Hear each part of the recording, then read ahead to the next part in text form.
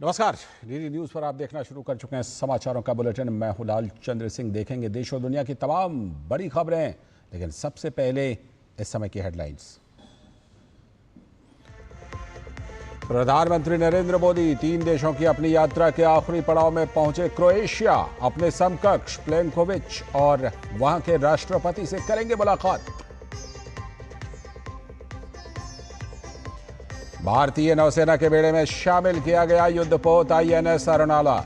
समुद्र में निगरानी और दुश्मन की पनडुब्बियों का पता लगाने में महत्वपूर्ण साबित होगा यह युद्धपोत। फास्टैग को लेकर केंद्रीय मंत्री नितिन गडकरी का बड़ा ऐलान। 3000 रुपए का वार्षिक पास लाएगी सरकार। 15 अगस्त से होगा प्रभावी। 1 साल या फिर 200 यात्राओं तक रहेगा यह मान्य। ईरान इजरायल संघर्ष के बावजूद भारत में कच्चे तेल की कमी नहीं। केंद्रीय मंत्री हरदीप सिंह पुरी ने कहा, देश में पिछले 3 सालों में नहीं बढ़ी कीमतें। उधर ईरान इजरायल संघर्ष छठे दिन भी जारी। IDF ने ईरान के परमाणु ठिकानों को निशाना बनाने का किया दावा, तो खामेनेई ने कहा, ईरान थोपेगा युद्ध और शांति को नहीं करेगा स्वीकार।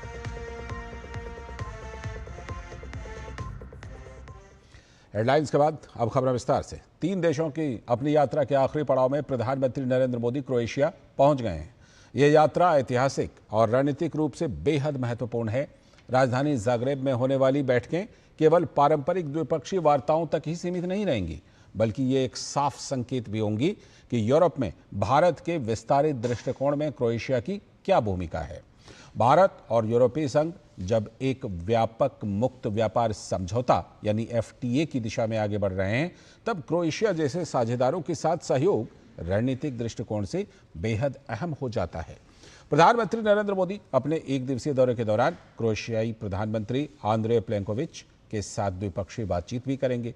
PM मोदी की वहां के राष्ट्रपति जोरान मिलानोविच के साथ मुलाकात भी होनी है। PM मोदी के दौरे से दोनों देशों के बीच व्यापार, नवाचार, रक्षा, पोर्ट व शिपिंग, विज्ञान एवं प्रौद्योगिकी, सांस्कृतिक आदान प्रदान और वर्कफोर्स मोबिलिटी जैसे कई अहम क्षेत्रों में सहयोग बढ़ने की उम्मीद है।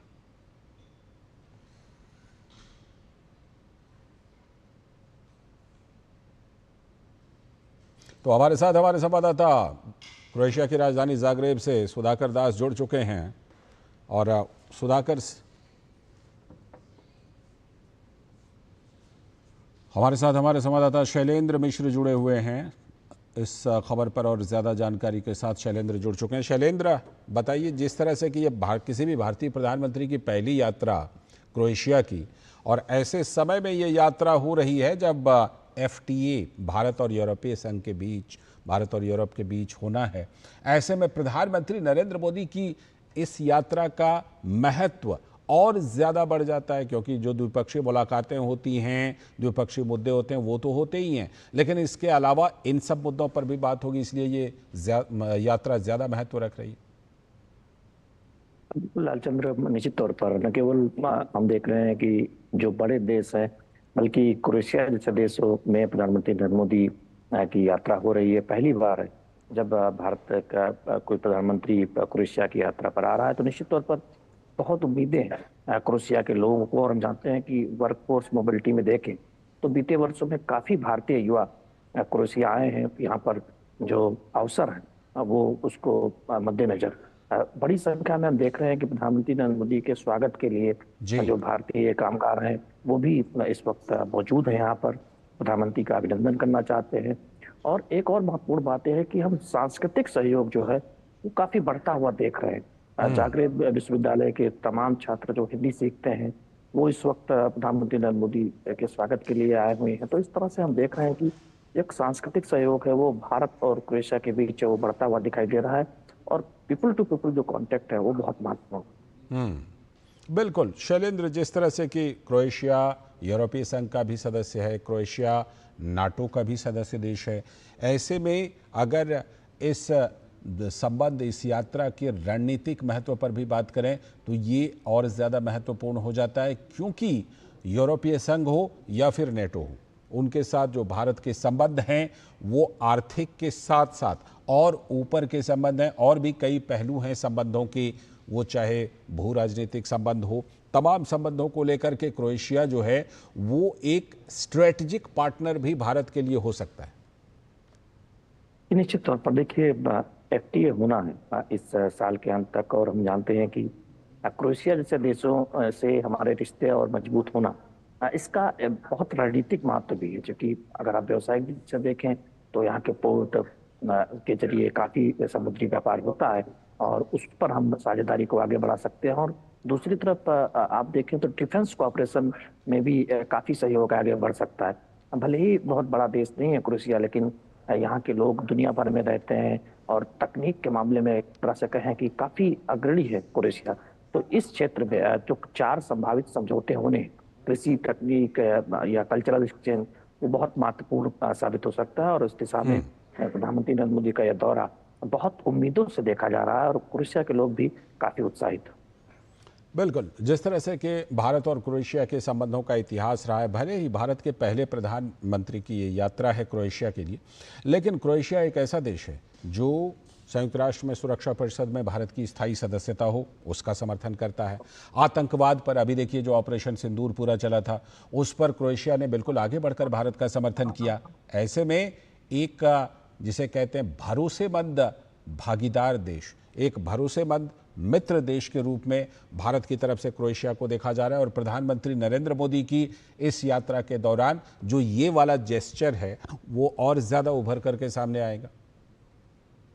ये देखिए, हम जानते हैं कि भारत के ऑपरेशन सिंदूर को दुनिया भर में समर्थन हासिल हुआ था और क्रोएशिया में भी उसे एक सही दिशा में उठाया गया कदम बताया। और यहाँ के क्रोएशिया के लोग ये मानते हैं कि आतंकवाद के खिलाफ जो जीरो टॉलरेंस की नीति है भारत सरकार की, प्रधानमंत्री नरेंद्र मोदी की अगुवाई में, तो बिल्कुल सही दिशा में एक तरह से किया गया फैसला है। और जिस तरह से हमने आतंकी ठिकानों को नष्ट करने का काम किया, कायराना हमले के बाद, आतंकी हमले के बाद, पहलगाम आतंकी हमले के बाद, तो उसका एक समर्थन मिला है क्रोएशिया में, न केवल सरकार में बल्कि यहाँ जो क्रोएशिया में लोग रहते हैं उन्होंने भी इसका समर्थन किया। तो बहुत महत्वपूर्ण है जब हम देख रहे हैं प्रधानमंत्री नरेंद्र मोदी क्रोएशिया पहुंच चुके हैं, उनकी मुलाकात होनी है, क्रोएशिया के प्रधानमंत्री से बातचीत होनी है, राष्ट्रपति से मुलाकात होनी है, प्रतिनिधिमंडल स्तर की वार्ता होगी, 4 MOU भी दस्तखत होने की उम्मीद है। तो ये दौरा इस लिहाज से बहुत महत्वपूर्ण है। बिल्कुल शैलेंद्र, आप अभी कुछ देर पहले जो सांस्कृतिक संबंध हैं दोनों देशों के बीच उसका भी जिक्र कर रहे थे। आपकी एक रिपोर्ट हमने देखी थी जिसमें आपने बताया कि वहाँ पर जाग्रेब जो राजधानी है जहाँ पर अभी आप हैं, वहाँ भारतीय अध्ययन का एक ऐतिहासिक केंद्र भी है।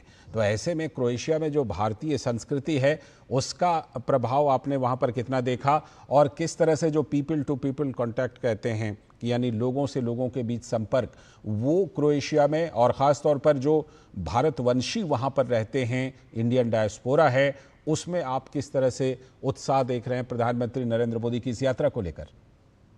देखिए, प्रधानमंत्री नरेंद्र मोदी के स्वागत के लिए जो अलग अलग दल आया हुआ है उसमें जागरेब विश्वविद्यालय में जो हिंदी सीख रहे छात्र हैं वो भी यहाँ पर आए हुए हैं, प्रोफेसर हैं जो हिंदी सिखाते हैं। तो यहाँ पर हिंदी और संस्कृत को सीखने को लेकर एक जागरूकता दिखती है और अच्छी संख्या में जो क्रोएशियाई छात्र हैं वो हिंदी सीखते हैं।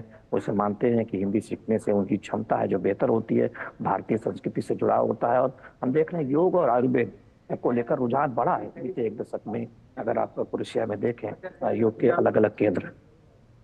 बिल्कुल, ये दोनों देशों के बीच जिस तरह के सांस्कृतिक संबंध हैं, ऐतिहासिक संबंध हैं, निश्चित तौर पर प्रधानमंत्री नरेंद्र मोदी का इस दौरे के दौरान कौन कौन से बड़े कार्यक्रम हैं? क्या भारतवंशियों के साथ, इंडियन डायस्पोरा के साथ भी उनका कोई कार्यक्रम है? जब प्रधानमंत्री नरेंद्र मोदी होटल पहुंचेंगे तो इंडियन डायस्पोरा उनका भव्य स्वागत करने जा रहा है। इसमें हम देख रहे हैं कि जो क्रोएशिया से अलग अलग जगहों पर जो काम कर रहे लोग हैं वो प्रधानमंत्री नरेंद्र मोदी के स्वागत के लिए तैयार हैं, बहुत उत्साहित है प्रधानमंत्री नरेंद्र मोदी से मिलने की। जी बिल्कुल शैलेंद्र, जिस तरह से कि हम जानते हैं कि भारत तेज़ी से विकास करती हुई एक अर्थव्यवस्था है, क्रोएशिया भी ऐसा यूरोपीय देश है जहां पर जो विकास दर, GDP विकास दर है वो काफ़ी तेज़ है।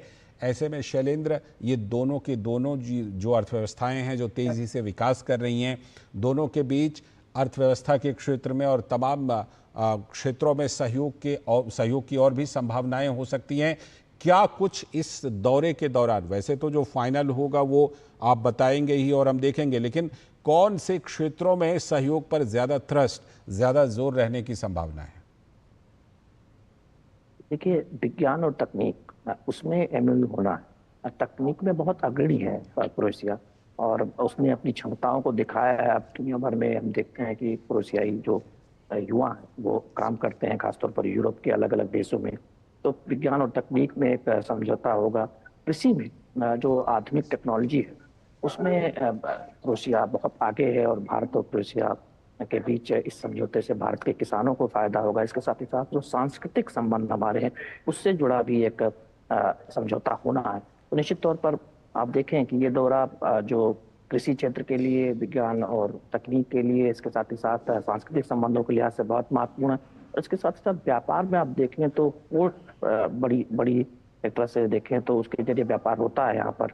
तो उस लिहाज से भी बहुत महत्वपूर्ण प्रधानमंत्री नरेंद्र मोदी का दौरा है, क्योंकि बिल्कुल। पहले ऐसे प्रधानमंत्री हैं, प्रधानमंत्री नरेंद्र मोदी, जो क्रोएशिया के दौरे पर आ रहे हैं। तो निश्चित तौर पर उम्मीदें बहुत ज्यादा हैं।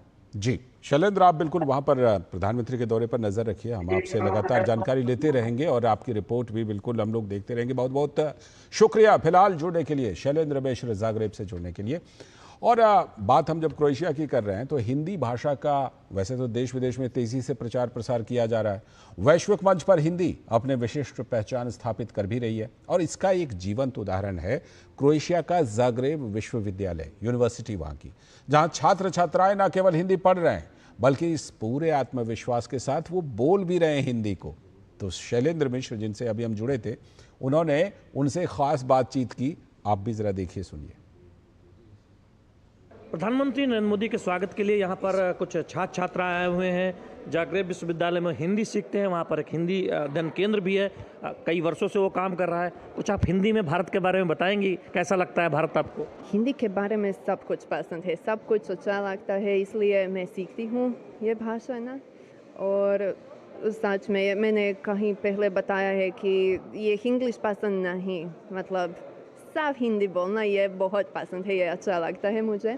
और प्रधानमंत्री जी के बारे में क्या कहूँ, हम सिर्फ इंतज़ार कर रहे हैं उनसे मिलना, और ये खास मौका है हमारे लिए। मुझे बहुत अच्छा लगा है, क्योंकि मुझे विदेशी भाषा बहुत पसंद है, इसलिए मैंने हिंदी भी सीखा है, संस्कृत भी सीखा है। मुझे यहाँ लगभग 3 साल हो गए हैं, और बच्चों के साथ बहुत अच्छा लगता है। आप इनकी जब रीडिंग देखेंगे, जब ये हिंदी कोई साहित्य पढ़ते हैं, क्या फैंटास्टिक पढ़ते हैं सर, आप सोच भी नहीं सकते। और इनकी मात्राएं बिल्कुल सही लगती हैं। तो ये एक्चुअली हिंदुस्तान को जानना चाहते हैं। हमें देना दाता, का विश्वास से कमजोर होना, इतने रास्ते पे हमसे मूर्खसी कोरी बुई होना, इतनी शक्ति हमें देना दाता, माँ का विश्वास कमजोर होना। भारतीय संस्कृति का जो प्रचार प्रसार हो रहा है क्रोएशिया में, जागरेब विश्वविद्यालय में, वो हम यहाँ देख रहे हैं। ये आए हुए हैं भारत के प्रधानमंत्री नरेंद्र मोदी का स्वागत करने के लिए, अभिनंदन करने के लिए। कैमरामैन अजीत के साथ शैलेंद्र मिश्र, डीडी न्यूज, जागरेब। तो ग्लोबल होती हुई हिंदी की एक और तस्वीर अभी आपने देखी। और प्रधानमंत्री नरेंद्र मोदी के ऐतिहासिक दौरे को लेकर जो गुजराती पर्यटक हैं वो भी काफ़ी उत्साहित हैं। तो हमारे संवाददाता शैलेंद्र मिश्र ने जागरेब में कुछ गुजराती पर्यटकों से भी बातचीत की है। प्रधानमंत्री नरेंद्र मोदी के क्रोएशिया दौरे को लेकर खासा उत्साह है, न केवल भारतवंशियों में जो यहाँ रहते हैं, बल्कि जो घूमने आए हैं भारत के लोग, वो भी प्रधानमंत्री नरेंद्र मोदी के स्वागत के लिए यहाँ पर आ गए हैं। ये यूरोप के लिए और क्रोएशिया के लिए बहुत खुशी की बात है।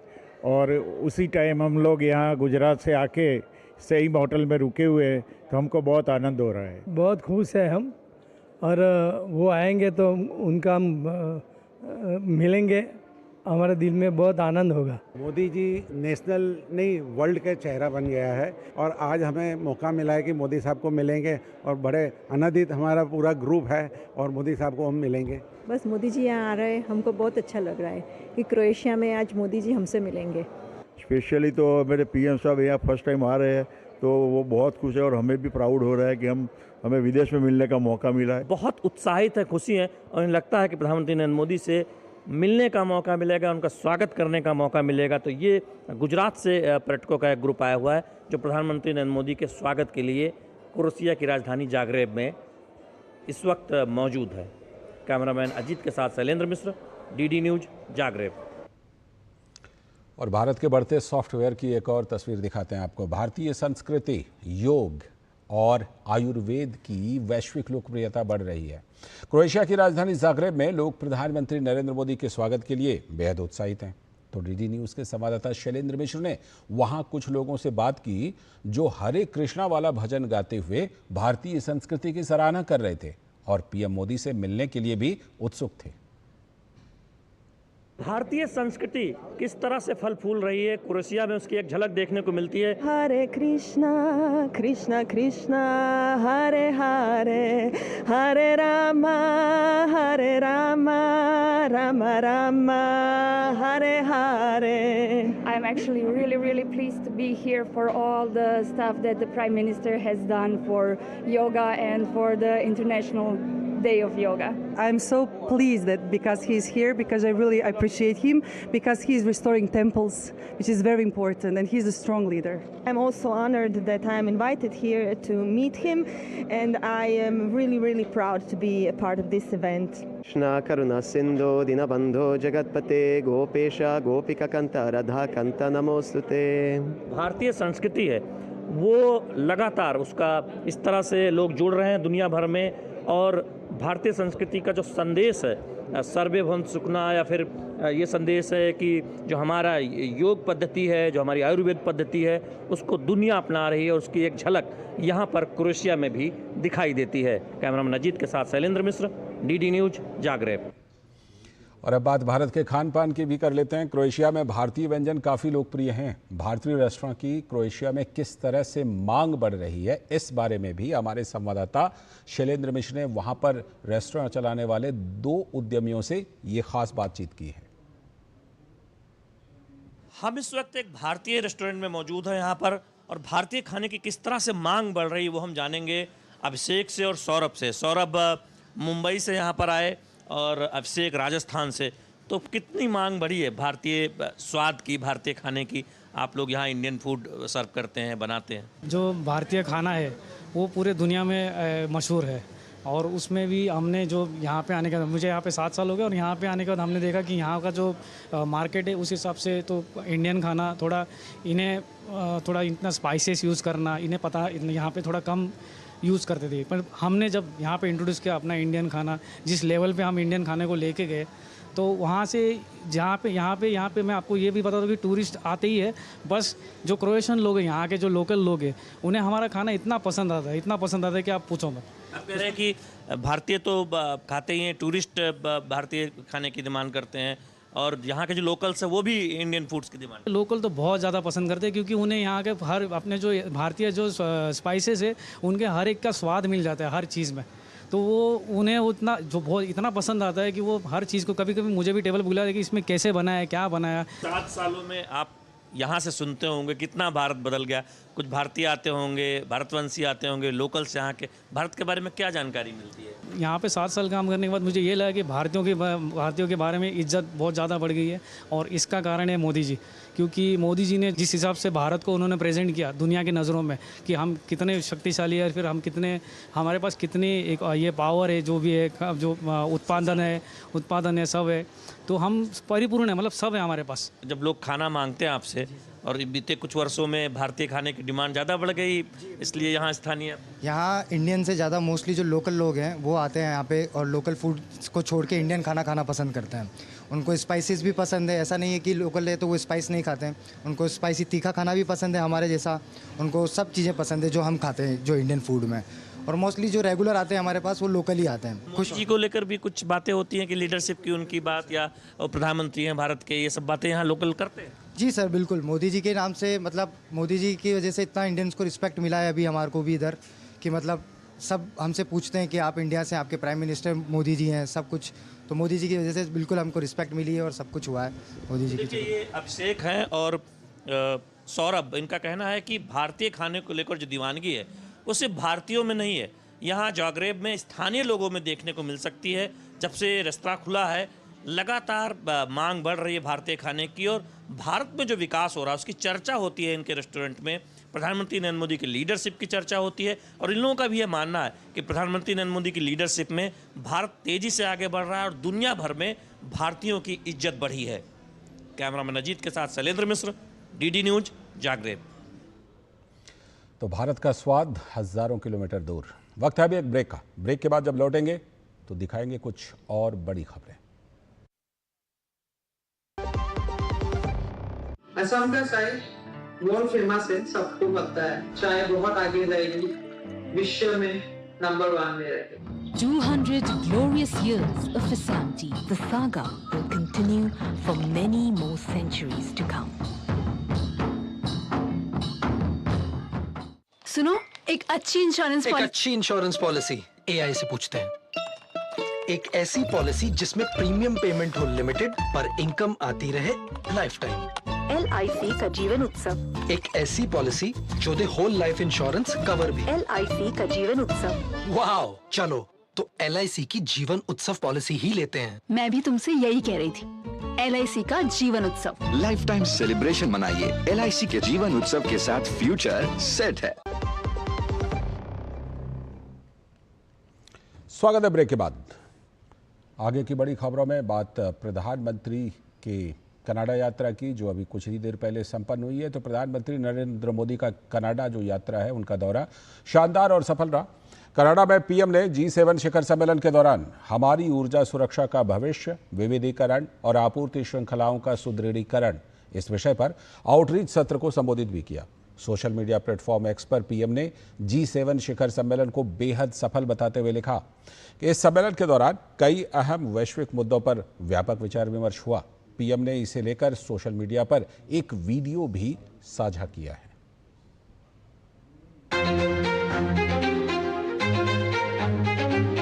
It's a great honor to host you at the G7. India has been coming to the G7 since 2018 in Biarritz, and it's a testament to the importance of your country, to your leadership.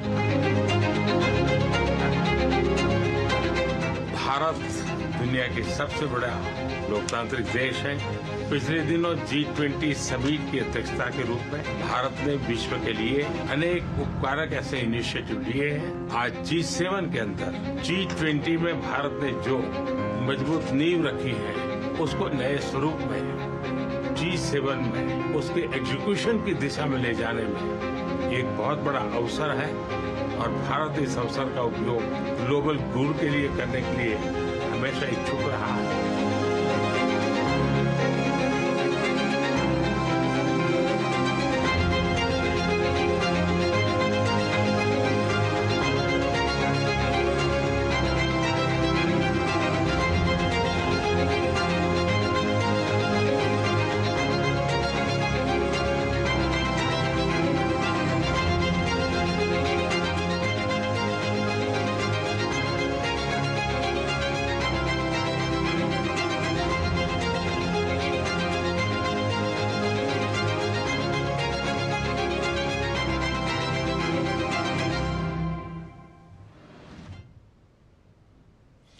और अपने कनाडाई समकक्ष मुलाकात में प्रधानमंत्री नरेंद्र मोदी ने कहा कि भारत एक लोकतांत्रिक देश है। लोकतांत्रिक मूल्यों को बढ़ावा देने और मानवता के कल्याण के लिए हमेशा से भारत समर्पित रहा है।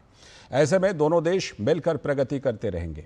वहीं प्रधानमंत्री ने कहा कि भारत की अध्यक्षता में हुई G20 शिखर सम्मेलन के दौरान वैश्विक हित के लिए उपयोगी और सार्थक पहल को नई दिशा और स्वरूप को कार्यान्वित करने का G7 के पास अवसर है। लोकतांत्रिक मूल्यों को समर्पित कनाडा और भारत मिलकर के लोकतंत्र को मजबूत करना होगा, मानवता को मजबूत करना होगा, हमारे रिसोर्सेज का ऑप्टिमम यूटिलाइजेशन कर करके मानव जात के कल्याण के काम में कैसे ला सकते हैं, उस दिशा में हम प्रयास करते रहेंगे। और मुझे विश्वास है कि प्रधानमंत्री जी के चुनाव के बाद मुझे पहली बार मिलने का मौका मिला है, तो इस चुनाव के भव्य विजय के लिए भी मैं उनको बधाई देता हूं और आने वाले कालखंड में उनके साथ भारत और कनाडा मिलकर के अनेक क्षेत्रों में प्रगति करेंगे। और प्रधानमंत्री मोदी ने कहा कि भारत की अध्यक्षता में हुई G20 शिखर सम्मेलन के दौरान वैश्विक हित के लिए उपयोगी और सार्थक पहल को नई दिशा और स्वरूप को कार्यान्वित करने का G7 के पास अवसर है। वहीं प्रधानमंत्री ने मानवता के कल्याण के प्रति भारत की अटूट प्रतिबद्धता भी जताई। पिछले दिनों G20 समिट की अध्यक्षता के रूप में भारत ने विश्व के लिए अनेक उपकारक ऐसे इनिशिएटिव लिए हैं। आज G7 के अंदर G20 में भारत ने जो मजबूत नींव रखी है, उसको एक प्रकार से नए स्वरूप में G7 में उसके एग्जीक्यूशन की दिशा में ले जाने में एक बहुत बड़ा अवसर है और भारत इस अवसर का उपयोग ग्लोबल गुड के लिए करने के लिए हमेशा इच्छुक रहा है, आगे भी इच्छुक रहेगा। और अब कुछ और बड़ी खबरें। भारतीय नौसेना ने बुधवार को अर्नाला युद्धपोत को शामिल कर लिया। इसमें 16 स्वदेशी रूप से डिजाइन और निर्मित anti submarine warfare shallow water craft श्रेणी के जहाजों को लिया गया है। इससे तटीय रक्षा क्षमताओं को मजबूती मिली है। ये जहाज भारत की समुद्री सुरक्षा क्षमता में महत्वपूर्ण वृद्धि करेगा और रक्षा क्षेत्र में आत्मनिर्भर भारत पहल की सफलता को बढ़ाएगा।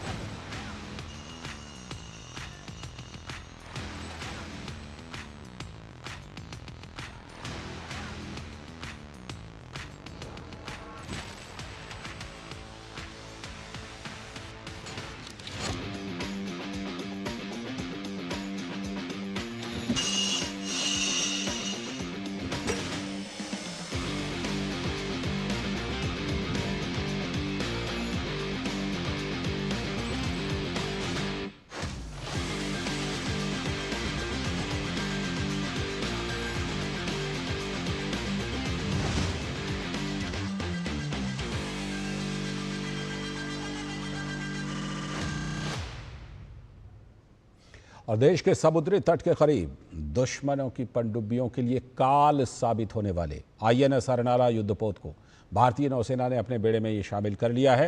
ये समारोह विशाखापत्तनम नौसेना डॉकयार्ड में हुआ, जिसमें chief of defence staff general Anil Chauhan शामिल हुए। इस दौरान जनरल अनिल चौहान ने कहा कि INS अर्नाला समुद्र में निगरानी और दुश्मन की पनडुब्बियों का पता लगाने में महत्वपूर्ण साबित होगा। That INS Arnala has been designed to undertake the highly challenging missions of underwater surveillance, anti-submarine warfare operations, and low-intensity maritime operations. I am sanguine that the ship with superior anti-submarine warfare capabilities as well as mine-laying capabilities will play a crucial role in safeguarding India's vast coastline. I am also confident that the carefully selected weapons and sensors will make the ship a highly potent platform and a force enabler for successful and effective fleet operations. At the same, I would also appreciate the mammoth effort of the Indian Navy for having the intent and ability to transform this vision into a reality through the Indianness route. I would like to highlight to the commanding officer and the commissioning crew of INS Arnala that the onerous responsibility of this war asset rests entirely on your shoulders from now on. Remember, this machine is as good as the men behind it. Being the first of the class, your performance will set a benchmark for rest of the series that would follow. और अब अंतर्राष्ट्रीय जगत से बड़ी खबर। Iran और Israel के बीच बढ़ते तनाव के बीच कच्चे तेल की कमी होने और पेट्रोल डीजल के दाम बढ़ने की अफवाह के बीच केंद्रीय पेट्रोलियम और प्राकृतिक गैस मंत्री हरदीप सिंह पुरी ने कहा है कि कच्चे तेल की कमी भारत में नहीं होगी। उन्होंने कहा कि पिछले 3 सालों में कीमतें बढ़ी नहीं बल्कि यहां पर घटी हैं। तेल की कमी नहीं, कच्चे तेल की कमी नहीं होने वाली है और हमारी पूरी कोशिश ये रहेगी कि जो प्राइसेस हैं वो पिछले 3 साल से तो कहीं बढ़ी नहीं, उल्टा कम हुई है और आने वाले समय में भी कोई भारत एक ऐसा देश है जहां पेट्रोल और डीजल के दाम बढ़ाता नहीं है। तीन ऐसे मौके आए, नवंबर 2021, मई 2022 और मार्च 2024 में हमने दाम कमी किया। तो अब वैसे ही रहें तो मुझे लगता है कि ठीक होगा। और आगे की खबरों में हिमाचल प्रदेश को केंद्र सरकार की बड़ी सौगात मिली है। केंद्रीय गृह मंत्री अमित शाह की अध्यक्षता में उच्च स्तरीय समिति ने 2023 की बाढ़, भूस्खलन, बादल फटने की घटना के बाद हिमाचल प्रदेश के लिए 2006.40 करोड़ रुपए के कुल परिव्यय के साथ पुनर्प्राप्ति और पुनर्निर्माण योजना को मंजूरी दे दी है। प्रधानमंत्री नरेंद्र मोदी के नेतृत्व में भारत सरकार प्राकृतिक और अन्य आपदाओं के दौरान राज्य सरकारों के साथ कंधे से कंधा मिलाकर खड़ी है। वित्त वर्ष 2024-25 के दौरान केंद्र सरकार ने एसडीआरएफ के तहत 28 राज्यों को 20,264.40 करोड़ रुपए और एनडीआरएफ के तहत 19 राज्यों को 5,160.76 करोड़ रुपए जारी किए हैं।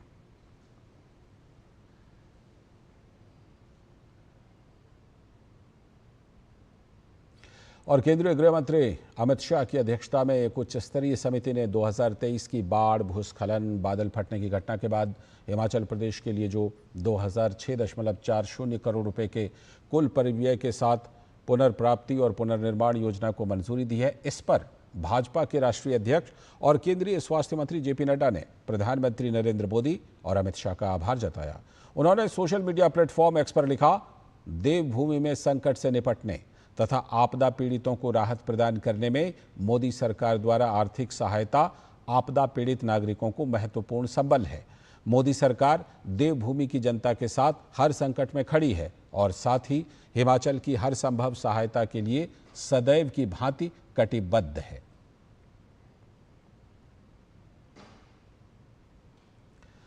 केंद्रीय कृषि एवं किसान कल्याण मंत्री शिवराज सिंह चौहान ने प्रेस कॉन्फ्रेंस कर विकसित कृषि संकल्प अभियान के बारे में जानकारी दी।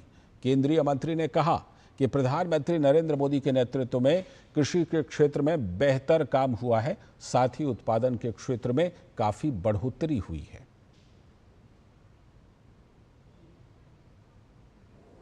कृषि क्षेत्र में अद्भुत काम हुआ है। अगर मोटे तौर पर हम खाद्यान्न का उत्पादन ही देखें तो 40% बढ़ा है। ये उनकी विजन का, नीतियों का, योजनाओं का, कार्यक्रमों का ही प्रभाव है। लेकिन फिर भी अनंत संभावनाएं काम करने की और हमारे सामने लक्ष्य है। भारत की खाद्य सुरक्षा सुनिश्चित करना है। पोषण युक्त अनाज, फल और सब्जियां पर्याप्त मात्रा में जनता के लिए उपलब्ध कराना है। किसानों की आजीविका ढंग से चले, खेती फायदे का धंधा बने, इसकी कोशिश करनी है और इस धरती को आने वाली पीढ़ियों के लिए भी उत्पादन देने वाली बनाए रखना है और इसके साथ साथ भारत को दुनिया का फूड बास्केट बनाना है। और शिवराज सिंह चौहान ने कृषि क्षेत्र में एकजुट होकर काम करने की भी बात कही। उन्होंने बताया कि विकसित कृषि संकल्प अभियान के तहत किसानों और वैज्ञानिकों की टीम ने देश भर के गांवों में किसानों से सीधा संवाद किया। One nation, one agriculture, one team, एक टीम बनाई जाए कि सब मिलकर एक दिशा में काम करें जिनमें किसान भी शामिल। और इसी विचार को लेकर हमने बनाया विकसित कृषि संकल्प अभियान। मित्रों, मुझे कहते हुए प्रसन्नता है, लेकिन वैज्ञानिक हमारे ऋषि हैं, एक तरह से शोध करते हैं, रिसर्च करते हैं, उनसे सीधे किसानों तक ये बात पहुंचनी चाहिए। मैं वैज्ञानिकों को बधाई दूंगा, इस काम में लगे सारे अधिकारी मित्रों को भी बधाई दूंगा, राज्य सरकारों को धन्यवाद दूंगा केंद्र सरकार, राज्य सरकार, केबीके, आईसीआर, उन्नतशील किसान मिलकर इस अभियान में जुटे।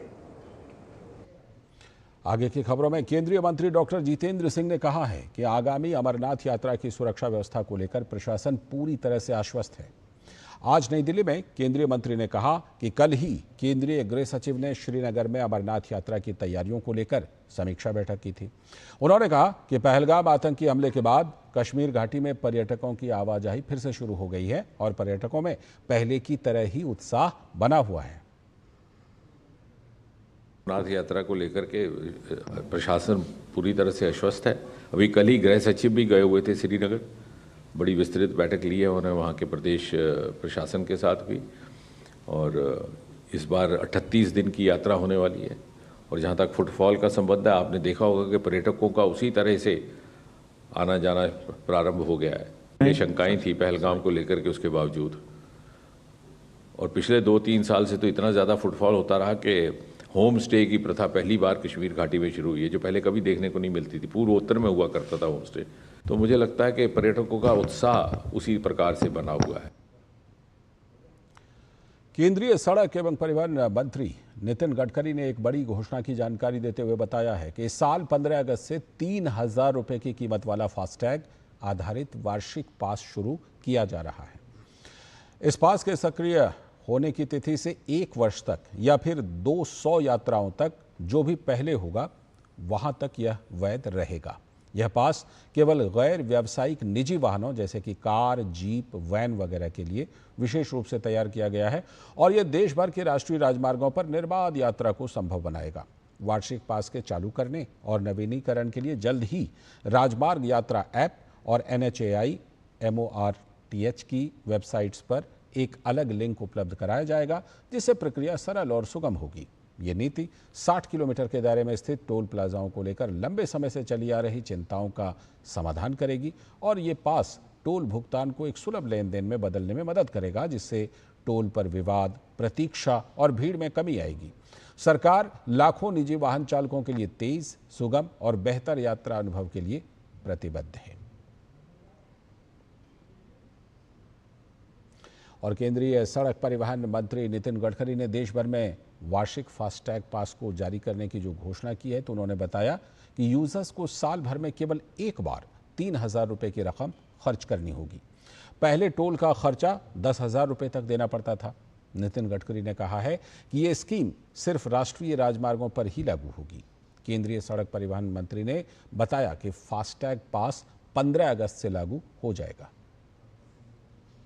सरकार ने जो निर्णय किया है वो बहुत बड़े प्रमाण पर जनता को राहत देने वाला है, जिसमें 3,000 रुपये में जो पास है साल भर का, उसकी अगर टोल पे किया जाएगा तो उसकी कीमत कम से कम 10,000 से ज़्यादा रुपए का टोल देना पड़ता था, वो केवल 3,000 रुपये में होगा।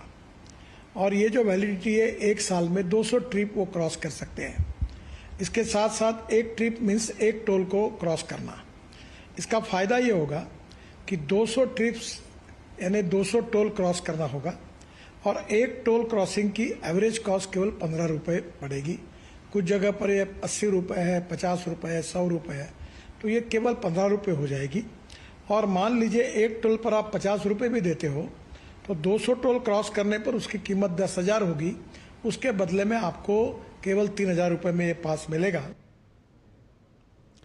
और बुलेटिन में आगे देखेंगे कुछ और बड़ी खबरें। फिलहाल वक्त है एक और छोटे से ब्रेक का।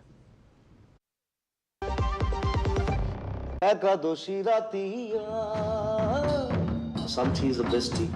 It's a magical beverage actually. Some tea is right. 200 glorious years of Assam tea. The saga will continue for many more centuries to come.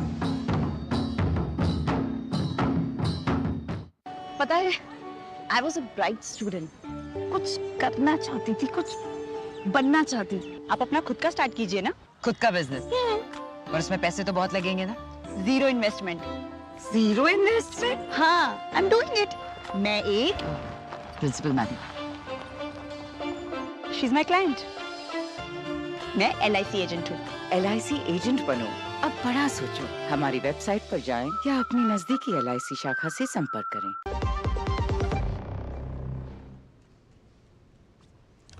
स्वागत है ब्रेक के बाद। खबर उत्तर प्रदेश की, जहां संभल में चंदौसी नगर पालिका परिषद क्षेत्र में नगर पालिका की जमीन पर बनी मस्जिद को तोड़ने का काम शुरू कर दिया गया है।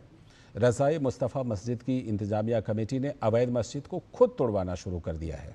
6.5 बीघा जमीन पर बनी रज़ाए मुस्तफ़ा मस्जिद और 34 मकानों को हटाने के लिए नोटिस जारी किया गया था। नगर पालिका परिषद की ओर से अतिक्रमण हटाने के लिए 15 दिन की समय सीमा का एक नोटिस दिया गया था। रज़ाए मुस्तफ़ा कमेटी की इंतजामिया कमेटी ने अपनी ओर से पहल करते हुए खुद ही इस अतिक्रमण को हटाना शुरू कर दिया और मामले की जानकारी मिलते ही जिलाधिकारी और पुलिस अधीक्षक भी मौके पर पहुंचे। इसकी जानकारी देते हुए जिलाधिकारी डॉक्टर राजेंद्र पैंसिया ने बताया कि कुछ लोगों ने स्वतः ही ध्वस्तीकरण प्रारंभ कर दिया है, जो कि स्वागत योग्य है। सबको नोटिस दिया गया है और सार्वजनिक भूमि के ऊपर कोई भी मकान, वाणिज्यिक स्थल या अन्य कुछ ध्वस्त करने से पहले उनको नोटिस दिया जाता है। तो वही कार्रवाई की गई। इसी क्रम में हमने भी भ्रमण किया। तो नगर पालिका परिषद चंदौसी और एसडीएम साहब के द्वारा संयुक्त रूप से कार्रवाई की जा रही है। कुछ लोगों ने स्वतः ध्वस्तीकरण भी आरंभ किया है, जो कि स्वागत योग्य है। जब पता चलता है व्यक्ति को वो गलत है तो अपने आप की चीजें ठीक करता है। उसके अतिरिक्त भी यहाँ अतिक्रमण है तो पूरे स्थल की पैमाइश करने और उस पर कार्रवाई करने के लिए कहा गया। आगे की खबरों में भारतीय सेना ने पर्वतारोहण अभियान के जरिए गलवान संघर्ष के शहीदों की वीरता को विशेष सम्मान दिया। भारतीय सेना ने माउंट शाही कांगड़ी और माउंट सिल्वर पीक पर पर्वतारोहण का अभियान चलाया था। बीते 28 मई को lieutenant general Hitesh Bhalla, GOC fire and fury corps द्वारा इस अभियान को हरी झंडी दिखाकर रवाना किया गया था, जो कि 18 जून को समाप्त हुआ। इस अभियान के जरिए भारतीय सेना ने केंद्र शासित प्रदेश लद्दाख में सीमा क्षेत्र के पर्यटन को बढ़ावा देने का भी संदेश दिया।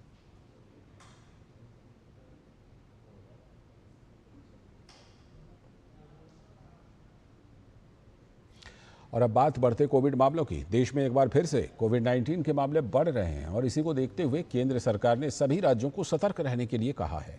लेकिन इस बीच ICMR NIV पुणे के डायरेक्टर डॉक्टर नवीन कुमार ने कहा है कि कोविड का नया वेरिएंट ज्यादा खतरनाक नहीं है। देश भर में कोविड के एक नए वेरिएंट का मामला चल रहा है, सामने आया है और वो वेरिएंट किस तरीके से है, कितना वो उसको किस तरह से ट्रैक किया जा रहा है, इस पर बातचीत करने के लिए हमारे साथ हैं NIV पुणे के डायरेक्टर डॉक्टर नवीन कुमार। सर, जो नया वेरिएंट है कोविड का, वो किस तरीके से उसको ट्रैक किया जा रहा है NIV पुणे की पुणे के जरिए, और क्या वो कितना खतरनाक है, इसके बारे में बताओ। अभी जो इसकी रिपोर्ट्स जो सामने आई, जो क्लिनिकल केसेस जो देखने में आए हैं, उससे ये आभास हो रहा है कि ये सीवियरिटी बहुत ज़्यादा नहीं है। हालांकि NIV का काम ये है कि जो भी स्ट्रेन सर्कुलेट कर रहे हैं उनका एक क्लोज मॉनिटरिंग करके उनका ये पता लगाना कि भी इनमें बहुत ज़्यादा वेरिएशन तो नहीं है। और दूसरा सबसे इम्पोर्टेंट काम है कि वायरस को आइसोलेट करना, जिससे कि जो वैक्सीन है, एग्जिस्टिंग वैक्सीन, उसमें नया स्ट्रेन हम अगर ज़रूरत है तो दे दें। अभी ये आज की स्थिति में ऐसा प्रतीत होता है कि ज़्यादा सीवियर नहीं है। हालांकि अंतिम निर्णय कि वैक्सीन को रिप्लेस करना है, ये एक पॉलिसी डिसीजन है। वो जो हायर जो अथॉरिटीज़ हैं वो डिसीजन इसके ऊपर लेंगी और NIV को जब कहा जाएगा तो हम जो भी स्ट्रेन जो सर्कुलेट कर रहा है वो हम प्रोवाइड करने के लिए तैयार है। क्या ये पीक आ चुका है या जो मौसम है मानसून का, उसमें और बढ़ने की संभावना है, उसमें क्या कहना है? अभी जैसे मैंने बताया, कुछ मामले बढ़े तो हैं, लेकिन जिस तरह हमने पेंडेमिक में देखा था वैसी गति से नहीं बढ़े हैं। तो अभी बहुत ज़्यादा गंभीरता का विषय है ऐसा तो प्रतीत नहीं होता, लेकिन हमें सतर्क रहने की ज़रूरत है। NIV रेगुलरली सैंपल ले रहे हैं, रेगुलरली हम। और इस समय हम आपको सीधे जाग्रेब से तस्वीरें दिखाते हैं, जहां प्रधानमंत्री नरेंद्र मोदी होटल पहुंच गए हैं। जैसा कि आप जानते हैं कि प्रधानमंत्री नरेंद्र मोदी क्रोएशिया के दौरे पर हैं, तो क्रोएशिया की राजधानी जाग्रेब प्रधानमंत्री पहुंचे हैं कनाडा की यात्रा पूरी करने के बाद। और वहां पर जाग्रेब में प्रधानमंत्री होटल में पहुंचे हैं और जैसा कि आप देख सकते हैं कि वहां पर बहुत सारे लोग उनसे मुलाकात करने के लिए पहुंचे हैं, जिसमें भारत के भी लोग हैं, भारतवंशी हैं, और साथ में वहाँ पर जो प्रधानमंत्री नरेंद्र मोदी के तमाम प्रशंसक उनसे मिलने के लिए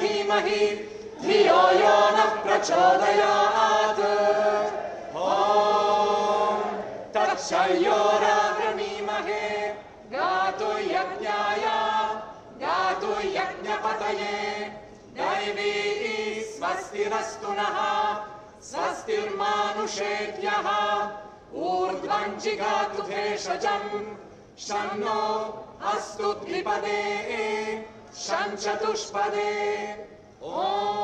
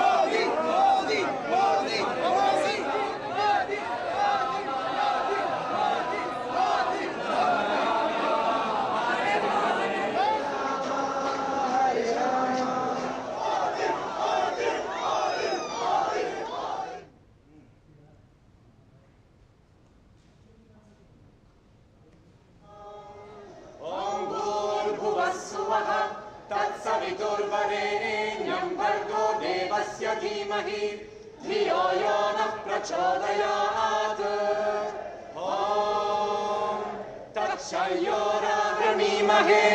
गातु यज्ञाय गातु यज्ञपतये दैवी स्वस्तिरस्तु नः स्वस्तिर्मानुषेभ्यः ऊर्ध्वं जिगातु भेषजम् शन्नो अस्तु द्विपदे शंचतुष्पदे ओम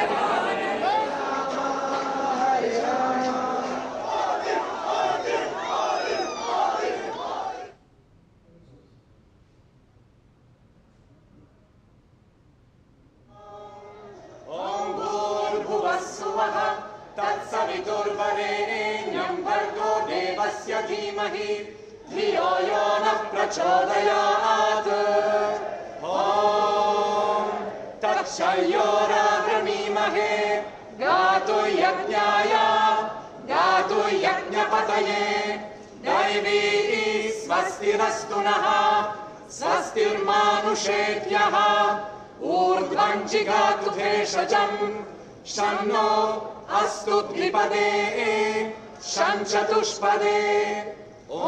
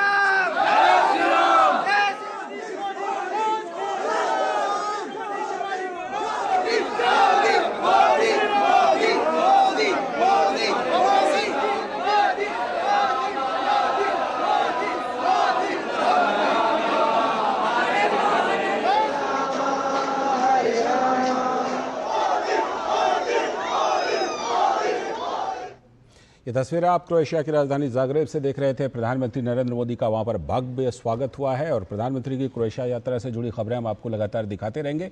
फिलहाल इस बुलेटिन में इतना ही। हमें दीजिए अनुमति। नमस्कार।